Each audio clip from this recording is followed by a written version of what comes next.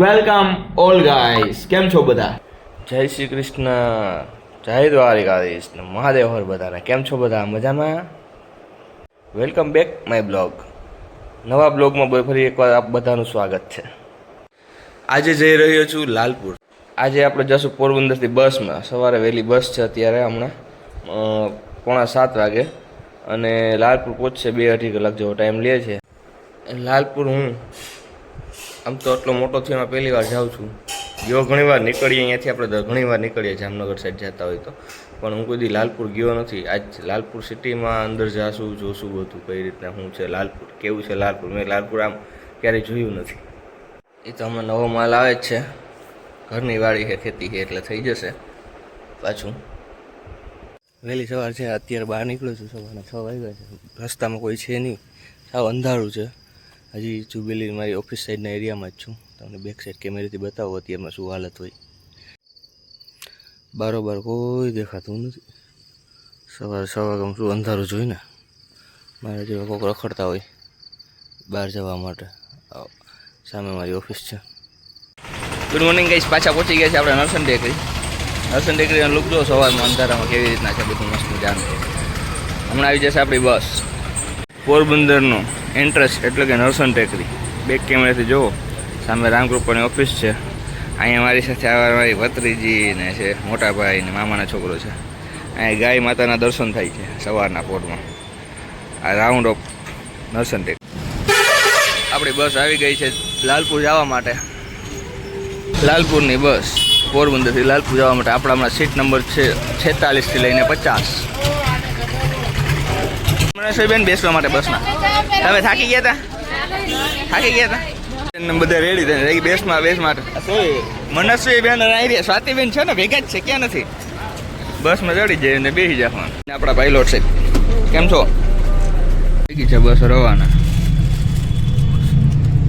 પોરબંદરથી લાલપુર નરસન ટેકરીથી. પહોંચી ગયા છે લાલપુર. લાલપુર બસ સ્ટેન્ડ ઉપરથી નીચે ઉતરી અને જાય છે હાલતા. સાથે મનસ્વી બેન ને જો બધા સાથે જ આટલા બધા જાજા બધા રસ્તામાં જોઈન્ટ થઈ ગયા હતા અમારી.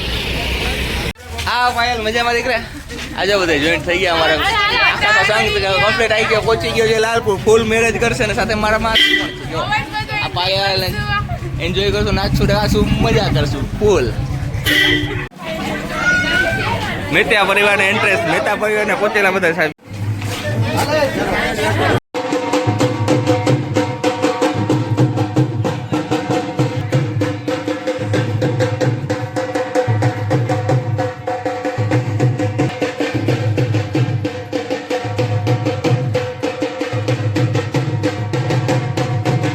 લાલપુરની બજારમાં ફરવા આવી ગયા. પરમ મિત્ર સંજયભાઈ આવ્યા છે, મને તેડવા કે હાલો ધરા નાસ્તો કરવા. તો નાસ્તો કરવા લઈ જાય છે. હવે ક્યાં લઈ જાય જોઈએ આપણે.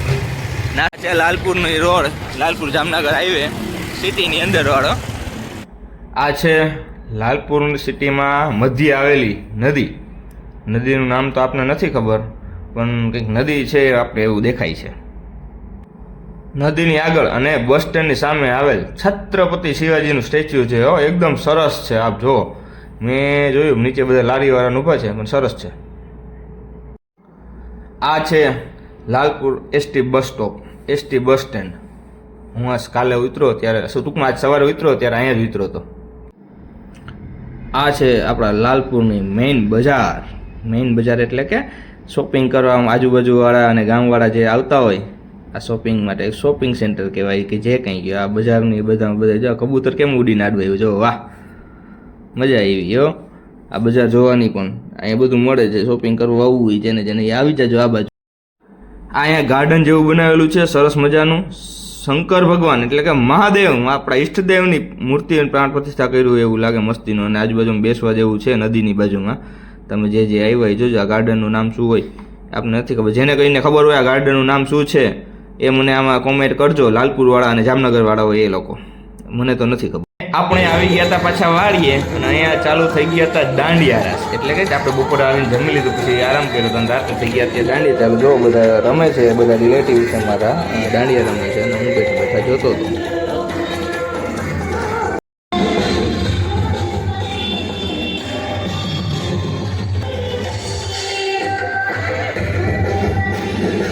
થઈ ગઈ છે 2 દિવસની સવાર ને આપણે નીકળીએ છીએ પોરબંદર બાજુ. આવી ગઈ છે આપણી બસ. લાલપુરથી પોરબંદર આવતા હતા રસ્તામાં સ્ટોપ થયો છે 3 પાટીએ બ્રેક મારી ગાડીએ. આપણી ગાડી કાલે હતી એ જ છે, સવારે સુમરા હતી એ જ. મને લાલપુરથી 11:30 વાગે મળી.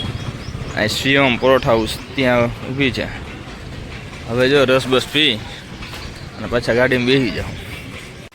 શેરડીનો રસ પીવાની ઈચ્છા છે તો શેરડીનો રસ પી લેશું અમે. ટૂંક શેરડીનો રસ નીકળી. તાજો શેરડીનો રસ પીવો હોય આવી જાજો. મશીન હાલે છે જો અહીંયા જૂના ડીઝલ મશીન ઉપર હાલે છે આ રસનો શીશો 3 પાટિયા. હેલો ગાઈસ, હું પહોંચી ગયો તો હવે ઘરે. લાલપુરથી સીધો બસમાં ઉતરીને થાકી ગયો હતો એટલે કાંઈ વિડીયો શૂટ ના કર્યો. નરસન ટેકરી પહોંચી ગયો ઘરે. હવે આ બ્લોગને આપણે અહીંયા વિરામ આપીએ છીએ. હવે મળશું આપણે નેક્સ્ટ બ્લોગમાં. તા માટે જય દ્વારકાધીશ, મહાદેવ હર અને જય શ્રી કૃષ્ણ બધાને.